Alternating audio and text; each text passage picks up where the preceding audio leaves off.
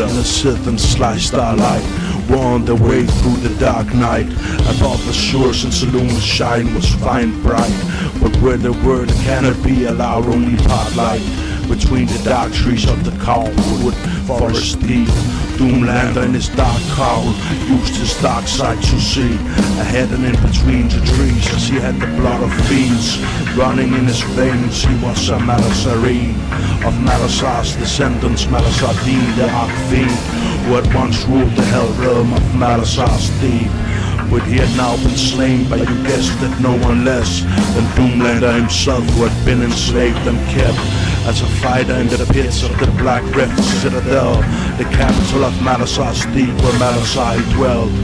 He had escaped the depths of that hell and made it back above to the surface world of Thal Drazark, the lands of blood and loss, only slightly less hellish than the darkened realms below, or so it had been now, at least for a millennium or so. Illazyth shone in the darkness, she was white as snow, a paler from the northern realms known as the wilds of cold. Vast where Velaroth had once been found, the land of snow, and dragolites of Velaround, the massive ancient gold. Dragon ruled up there until his air clouds betrayed him, slew old Velaround and flew away to distant lands before his siblings could avenge their dad, and civil war it broke out between the dragon heirs of Velaround to go. It became the ruin of Velaroth, or so the legend goes. As the story's told, Klauth let the Velaroth war unfold, until there was only one gold dragon left aside some woe. The lots in the bowl, whom Klauth and flew back and defeated and bound beneath Velaround's hold, and his steeds cold and freezing. He's held beneath the citadel, his steeds of ice and gold. To this very day, while his older brother Klauth the Gleaming holds the dragon throne of Velaroth, his descendants elves of snow, with gold draconian blood in their veins and powers that will grow as they learn to control their golden dragon souls. Illazyth, she had could spew a massive cone of fire and could cast enchantments, conjurations, evocations, charms and blasts. Without vocalization or ingredients, she only had to concentrate on what she needed done, and solely that would create the desired spell effect. But she'd slowly turn mad if you used her dragon powers more than once or twice a day. Good thing she also mastered dance and harp and song and play. Her might was known to many across the vast doomscape of Thal Drazark, her slayer fame reached even the dark caves of Mound, where a pale being in a tattered black cave stood on a rock outcropping overlooking the savage brave mhoregs, whom he'd freed from being slaves. Uthaural being a realm where uruks were the upper caste. Deep in the realms beneath, he'd taken him to Mound, but now he heard the call of the Everbash, the promise of war and blood, conquest, glory, riches, fortune, fame, all to be had.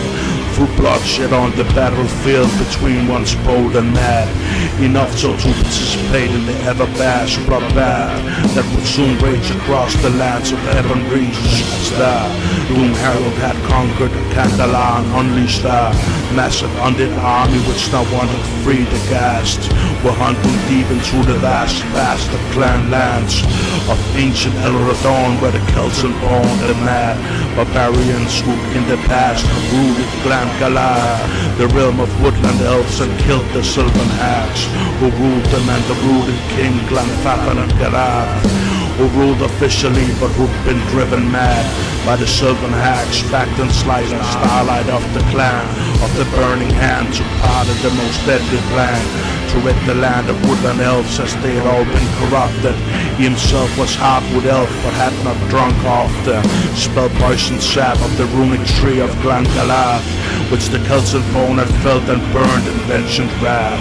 The undead were in Azure too, been seen in hills and at the ancient paths throughout the wide Azure Forest had come to Uthrug's knowledge that the trio of Illazyth, Sly and Doomlander were traveling through Kauthwood and the ancient path towards the mountains of Darakor.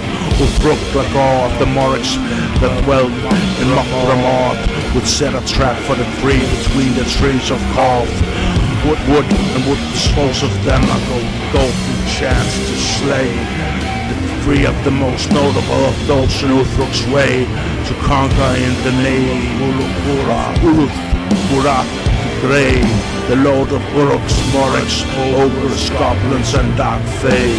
So they lay in wait deep in the forest to waylay Illazyth, Sly and Doomlander just as soon as they reached the hallowed Mound, which was the grave of Ria-May Blackwill, legendary ancient Thane of Illmist Bay. They suddenly appeared from everywhere, every direction. They blocked both their way forth and back, to slay was their intention. So Illazyth and Sly and Doomlander were forced to fight against, to put it mildly, quite uneven odds. Sly Starlight put up his rod of magic missiles and started firing away. Illazyth pulled her pistols up and blasted right and left, and Doomlander dismounted his steed and took his two-hander. Though they were surrounded, he felt no fear. He looked at them with sheer intent to kill, to state the message clear enough to mess with his foe's will. To go against him, still the mhoregs tried, but every mhoreg of the tribe who went against him died. Suddenly Uthrug Glagor, he cried a fiendish chant, and in between the trees appeared a massive band. Azure, a spectral giant from the land of the damned, summoned by Uthrug's pallid hand. An Ukulak-Wraith, who soon approached the three. Her massive spectral hideous face was full of malice glee. Doomlander's two-hander was magical, so he could still cut through her spectral form but not withstand her scream. He threw his blade and soon she clawed him in the face. He fell back on the ground and stayed laying there, all shaken up, all shocked, all dazed from the ghostly claw attack. Sly Starlight promptly fired a spell against the Ukulak, which held it in its place, entangled the great blue wraith. And Illazyth Killahare attacked it with her blades. She whirled around it in a dance, slashing it with grace. And soon the Ukulak was slain, dissipated in the haze. The remaining mhoregs fled, victory had been achieved, and Doomlander got up again on his feet, and soon Sly Starlight he healed him up. The great wound on his face, it disappeared. The trio was victorious, the path forward was cleared.